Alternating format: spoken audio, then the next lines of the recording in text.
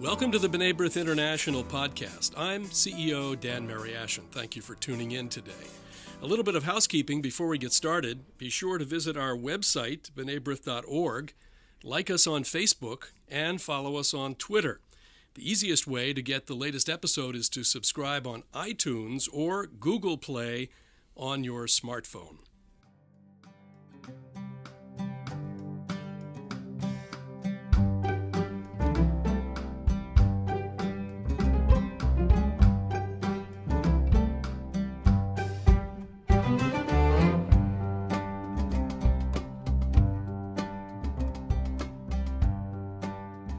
The band's visit is the winner of 10 Tony Awards, including Best Musical, making it one of the most Tony-winning musicals in history. With a Middle Eastern-inspired score and a highly skilled ensemble cast, the band's visit celebrates the way that music brings people together in both poignant and often comedic ways. I'm joined today by Sasson Gabay, an award-winning Israeli actor who has been here in Washington starring in the national tour of the band's visit. Gabay starred in both the original film version of the band's visit as well as the production on Broadway. For more information about the national tour, please visit the band's visit musical.com. Aside from his role in the band's visit, Gabay has enjoyed a long and storied career spanning film, television, and theater, both in Israel and internationally. A special thank you goes out to the Israeli Embassy in Washington for helping make this interview happen. Sasson, thank you for joining us today. Thank you for inviting me. Hi, Dan. So your story really begins in Baghdad. Born in Baghdad, and then the family immigrated to Israel. Mm-hmm. Fill in some of the blanks in that story. Well, I've been born in Baghdad, and I came when I was 3 years old to Israel with all the Jewish community of Iraq that left Iraq in 1951 because, the life was quite difficult to live there after the decision of the partition in the UN.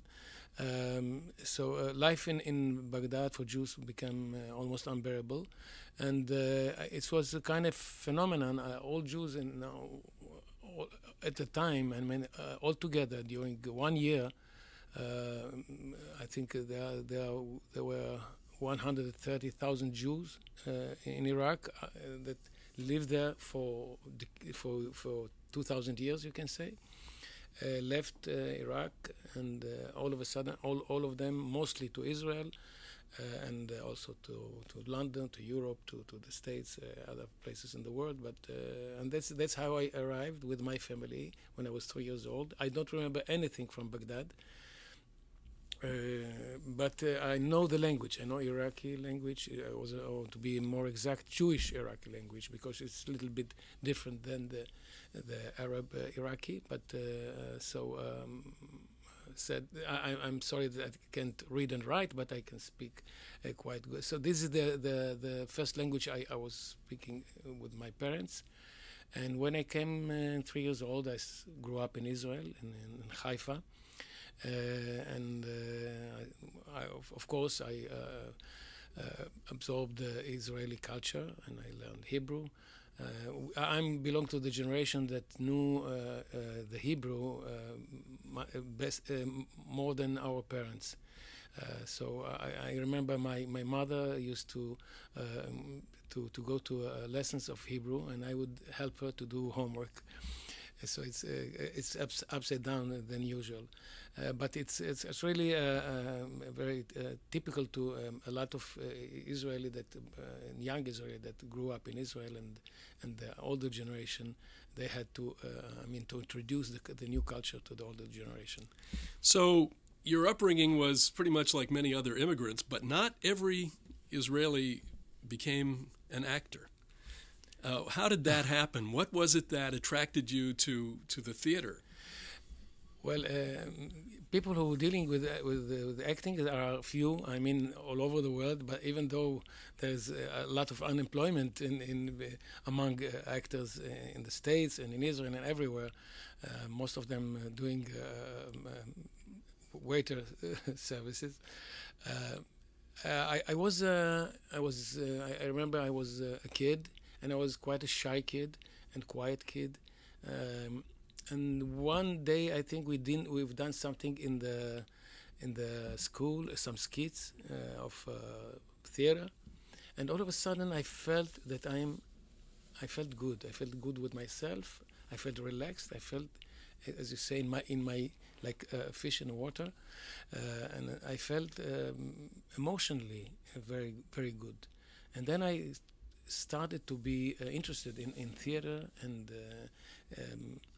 I used to listen.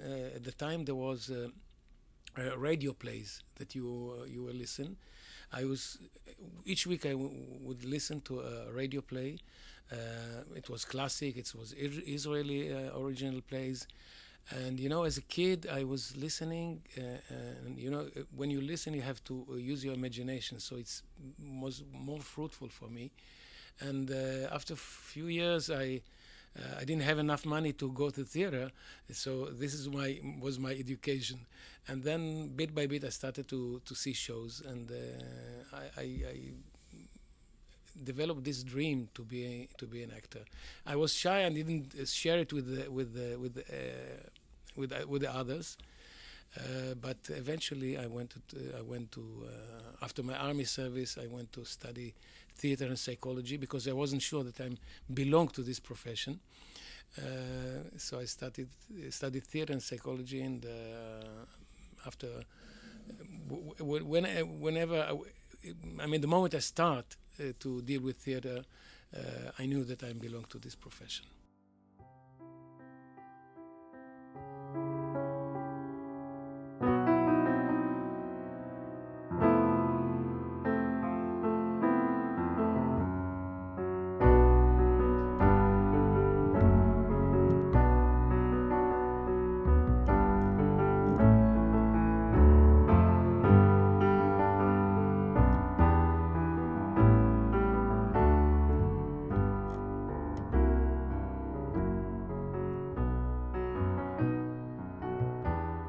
Well, you've achieved so much on the stage in Israel. You're in residence at Beit Lessin, have been at Beit Lessin for many years in the Kamari Theater. You've starred in Servant of Two Masters and Catch-22, Who's Afraid of Virginia Woolf, Rain Man. It goes on and on. Now you're performing before American audiences. Is there a difference between the Israeli audience and an American audience? First of all, you need to grab the audience wherever you are. But I noticed that the American audience, I spent 1 year on Broadway doing. I took over Tony Shalhoub, who initiated the role in the musical, first off Broadway and then on Broadway. And I took over, and I spent a year there, and I realized, in Israel you have to work more hard in order to grab the audience to you.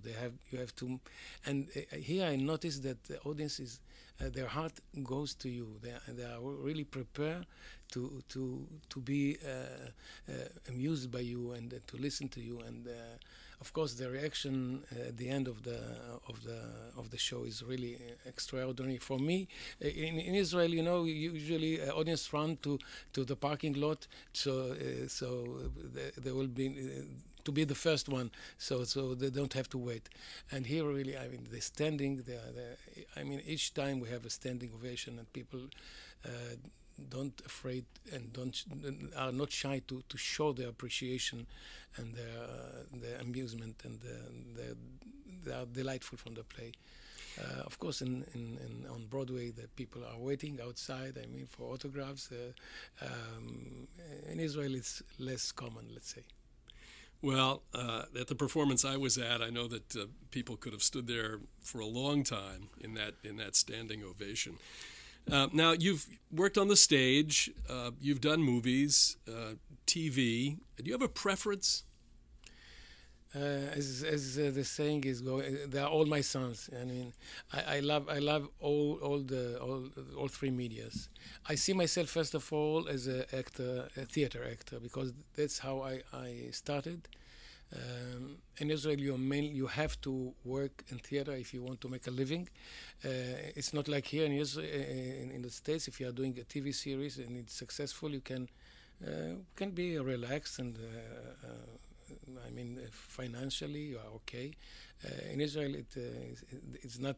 It hasn't got the same effect. But this is not the only reason that the main reason.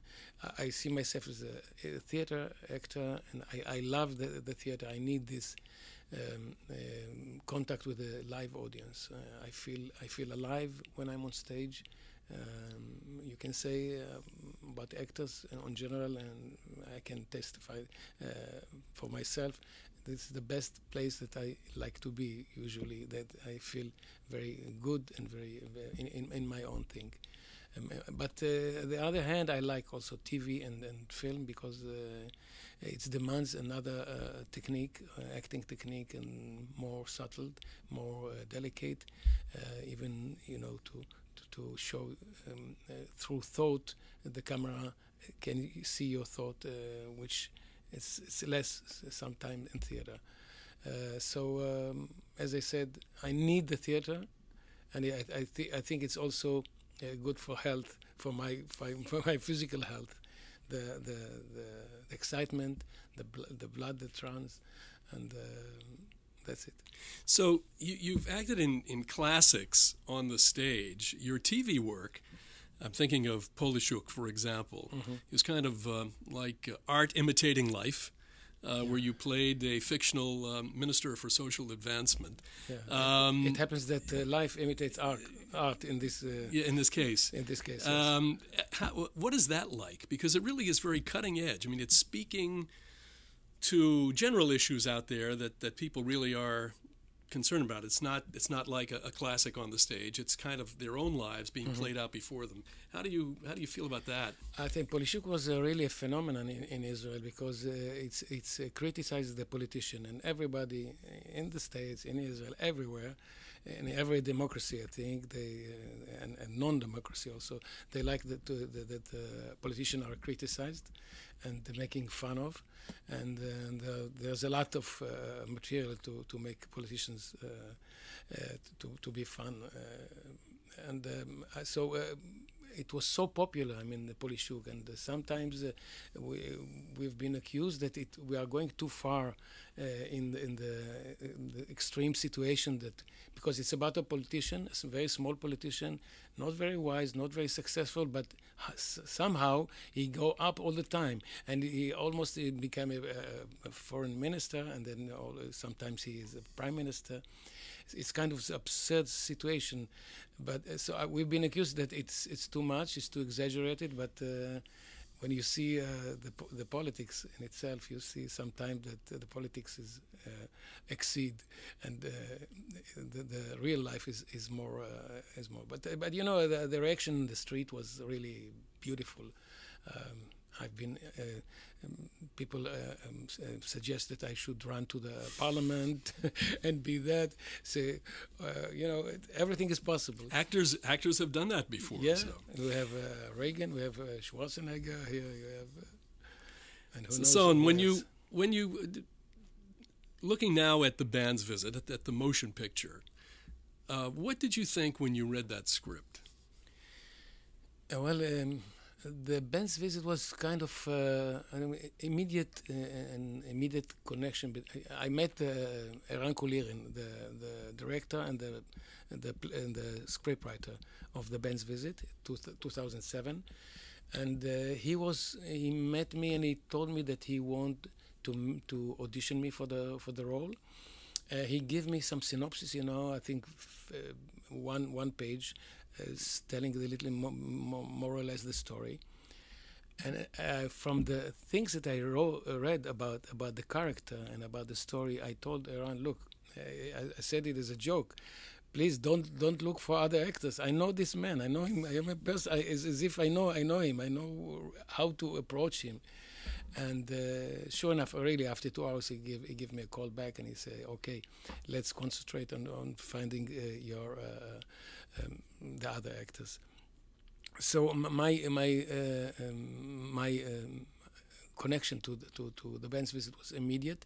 And then when I read the script, of course, and created the role, and we shot it 2007 for I think 24 days. The whole, it was a very small budget film, and we felt that something is really going on in this, something exceptional going on with this film, but we didn't accept such to be received in such warmth and such pleasure. So and then it became a success commercially, and for the critic and the audience.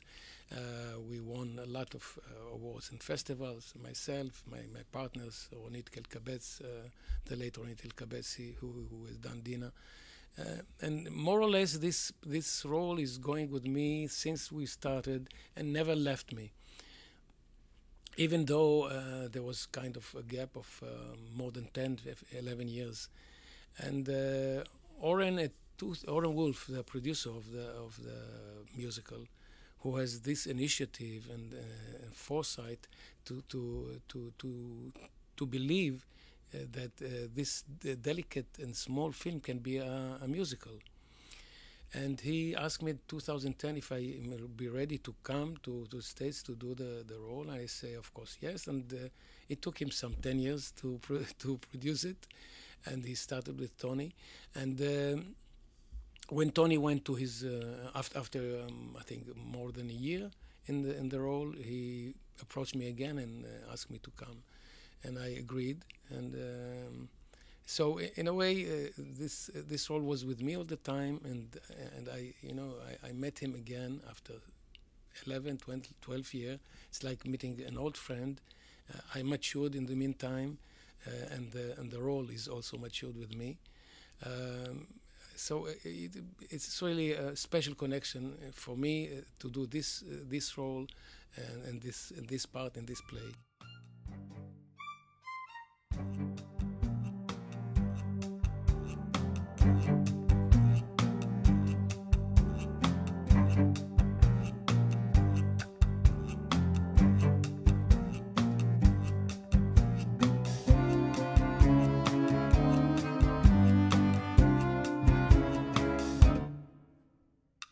In addition to the music, which really is wonderful, what would you say the main difference is between the movie and the stage presentation?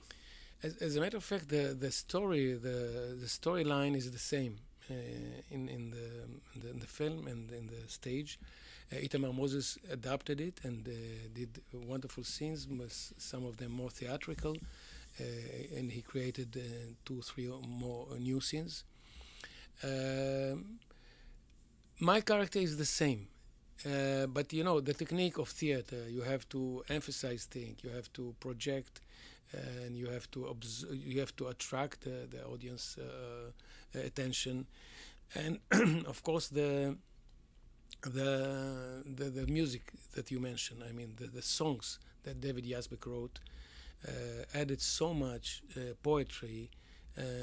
Sometimes the thoughts of the characters is explained through the songs.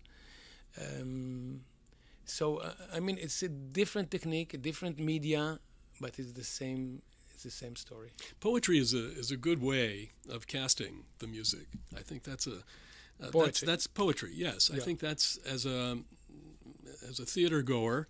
I think it really was very special in the way this was done, adapted to the story, and certainly it adds a lot to it.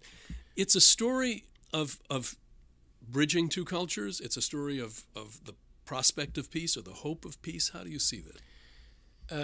I see it as this play as political without being political, because there's a meeting between two cultures, two group of people that were enemies a few years ago, and they found themselves in a journey through this night, and they found so many things in common, and so many echoing each other hopes and disappointments of life, of simple life.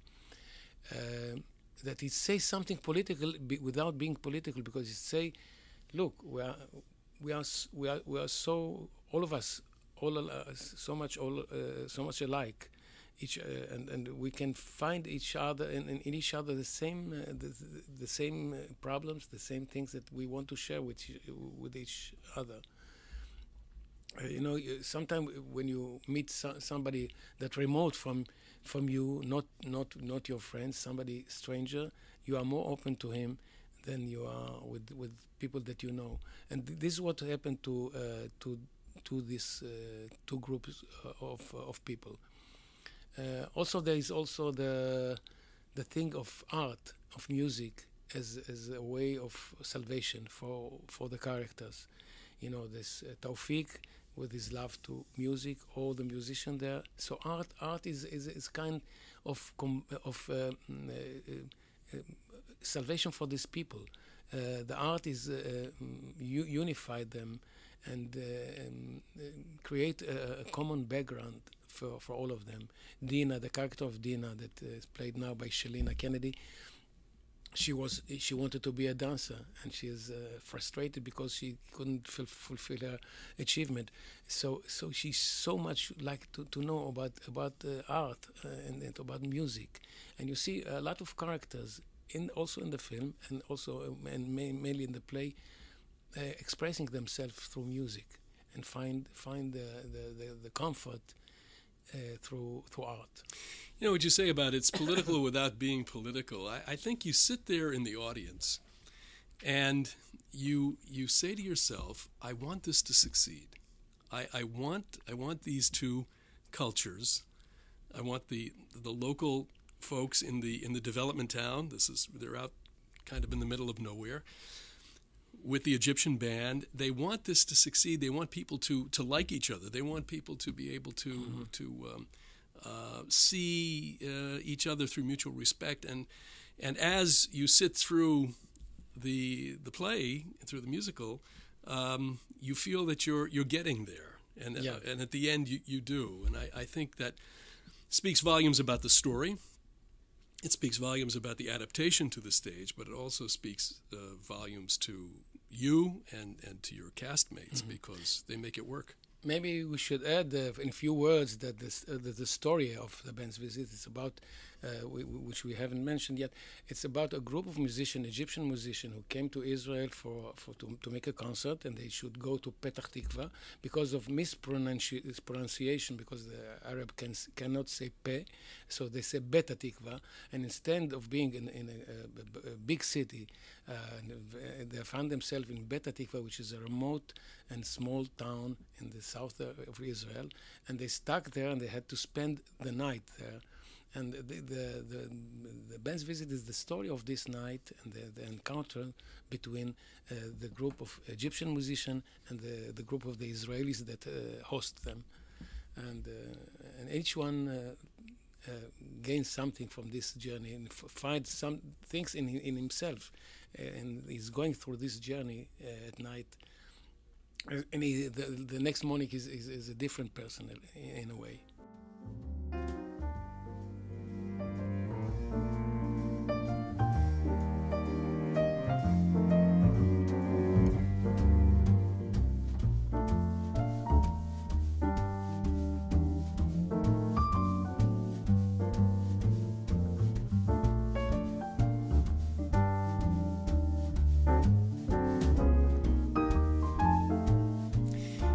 I think there's a little bit of that in all of us, and that's why I say that's how the audience connects, because not only do we want to see Israelis and Egyptians hit it off well in this, but there are many other intractable crises all over around the world. You only have to look at the news every day just to see that, and this is a kind of the micro. But it does apply to the much bigger story. And it's possible, people always say that the blame is in the politics and in the leaders, because I don't know, I wouldn't go so far, but you can see that people among themselves can relate and can find the way to do peace with each other.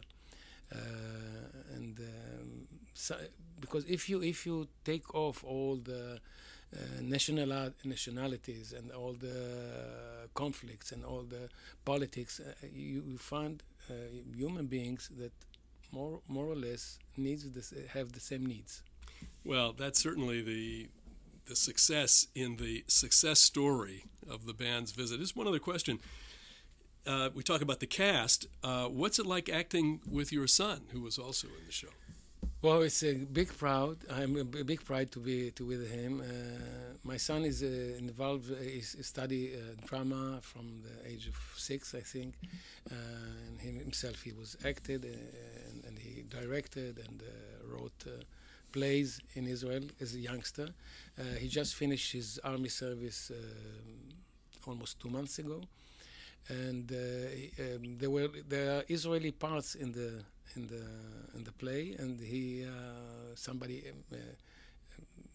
said that maybe he would audition for it, and he did, and they were so enthusiastic about him, and I was so proud of it, and it's wonderful. I mean, I sometimes I look, behind the curtains at him on stage, and I don't believe what we are doing together. I think it's like a fairy tale that a father and son working together. And I'm really proud of him. I mean, he's accepted so well by the audience and by the critics and by the cast member. I think it's really, I think I might have done something right to deserve this meeting between me and my son. I think that it's a dream of every father to work on the same stage with him.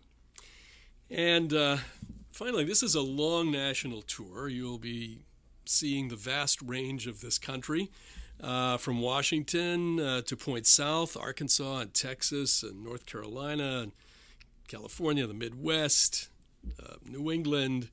Have you traveled the country like this before? Not like this, for sure. I've been to the States a few times as a visitor. Sometime I worked a little bit in L.A., but so mostly I've been in New York and Boston and the West Coast, also L.A. and Las Vegas. But here it's another thing altogether. I mean, I'm traveling and I discover towns and cities. There are many places that only are names for me that I heard of about. And now I see that it really exists. But I'm really curious. I mean, I think it's a wonderful way to know the country, to know the people through work, through meeting audiences everywhere, and to discover. I mean, this country is amazing, so vast and so beautiful and so big. I think I'm fortunate and I'm really privileged to have this opportunity. Well, the show, the musical, is The Band's Visit, coming to a city near you soon on this national tour.